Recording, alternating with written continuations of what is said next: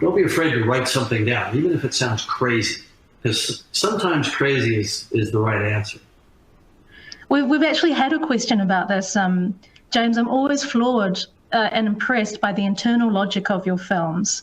But what happens when you run into a brick wall? And could you tell me more about this resolving of a logic problem like that? Well, there's true logic and there's apparent logic, right? And I always say you treat your story logic like a trial attorney. Never ask a question you don't want the answer to. So if there's an area where the logic breaks down a little bit, don't ask the question. Just keep the momentum going and make it seem as if it all makes sense. It doesn't have to really make sense. I mean, right now I'm making a movie about a place where there are floating mountains.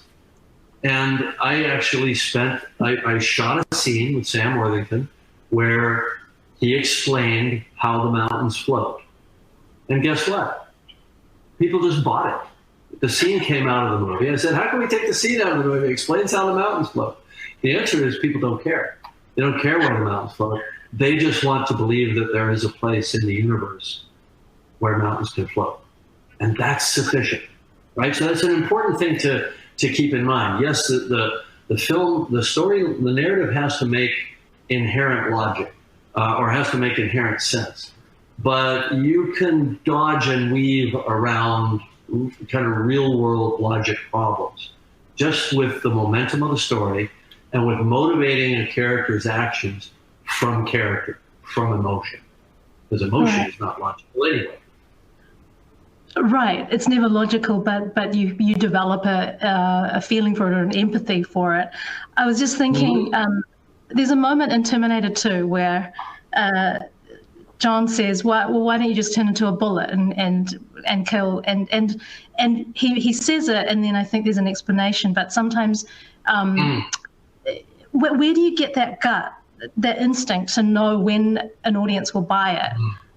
Yeah. Well, I think you have to have an instinct as an audience member. I mean, basically, all of what we do as filmmakers is informed by our prior relationship with cinema, with everything that we've seen, and what we accept and what we don't accept, you know?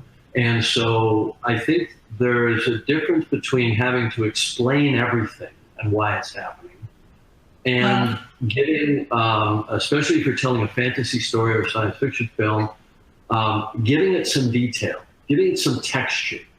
I think once the audience begins to trust you, that they're in good hands, that this world makes sense, that it resonates internally correctly, because you put in some little sort of references, a little bit of behavior, a little bit of technology that people need to manipulate, and you share it with the audience, and they like that detail. They like that sense that it's been thought out. Tolkien called it the distant mountains.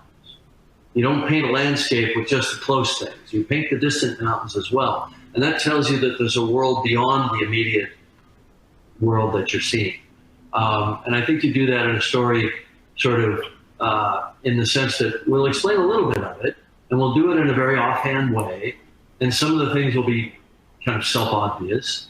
And we'll be very observant of the texture and the feel of things. And then just trust us. And I think that actually does work.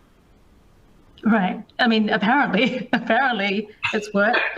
Well, if you think about some of the crazy ideas in the films that I've made, the waitress is going to become the most important person in the world because her son will grow up, and in a time travel story, you have to manipulate the outcome of that, and she becomes a target. I mean, these are some pretty crazy ideas. Yeah. And I think hand in glove with this is how we deal with exposition, and I think it's important to know the ways in which an audience will accept getting a lot of information and the ways in which they're just going to say, what am I studying for a test here? You have to make, make exposition sexy. You have to make it interesting. There has to be, I stumbled on this idea writing the Terminator, the first one, that it would just all come spewing out of this character's mouth in the middle of a car chase. So it's like, pay attention, folks. We're going 60 miles an hour. We're down alleys and we're crashing into things. Oh, and by the way, there's this robot from the future, and you know, and I came through time too. And there's about 10 pages of expository dialogue. It's just all during a car chase and a suspenseful kind of working around sequence in a parking garage. So that worked, right? So cut to me sitting down to write the Avatar 2, and I've got to sort of reference a lot of the key ideas from Avatar 1, and I've got to launch the new story and create new characters and all that. I'm thinking, man, how am I going to do all this in the first act? And so I happened to be walking by a newsstand, and I was having a really hard time with all the exposition and the backstory and all that. And there's a magazine in the States called Written By, which is the publication for the Writers Guild. And the headline for that issue was, 10 ideas for exposition. I thought, oh, I'll buy that and I'll take it home. So I rush home, I open it up, and the actual title of the article is 10 ideas for how to do exposition as seen in the Terminator. Like, I wanted to take it back, get my money back.